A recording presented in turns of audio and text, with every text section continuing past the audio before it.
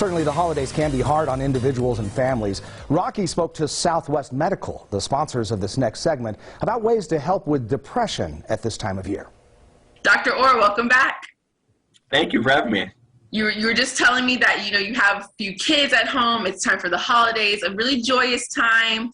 But for a lot of adults, this can be a stressful time too, right?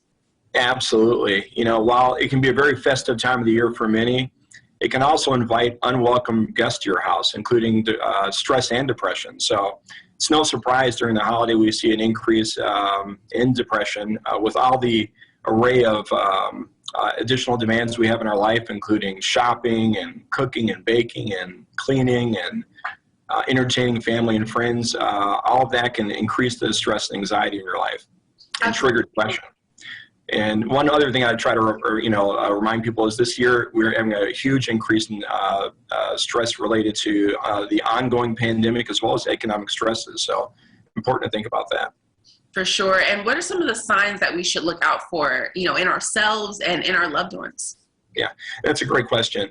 It's important to recognize the most vital signs, and they would include thoughts of helplessness and hopelessness, irritability and stress, lack of interest in normal activities, changes in your sleeping. Insomnia is a common symptom.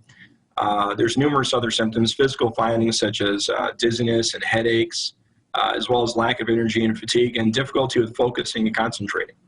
So when should someone seek help?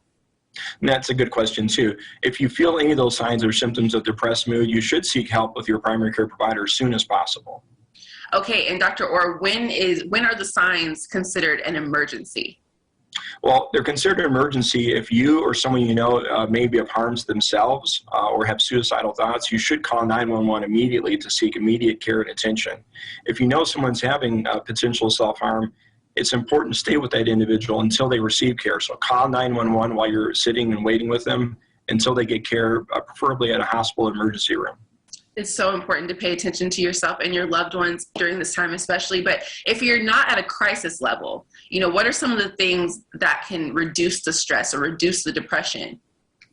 Well, one is knowing the holiday triggers. So we discussed some of those, all the stressors with extra demands.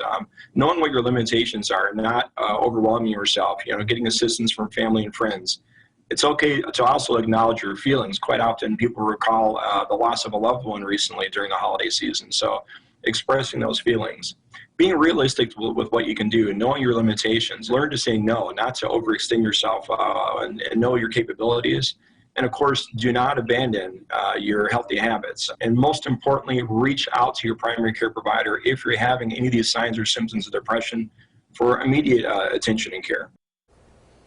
Thank you, Southwest Medical Associates, for sponsoring that segment. They have locations across Southern Nevada. If you want more information, you can call 702-877-5199 or visit smalv.com.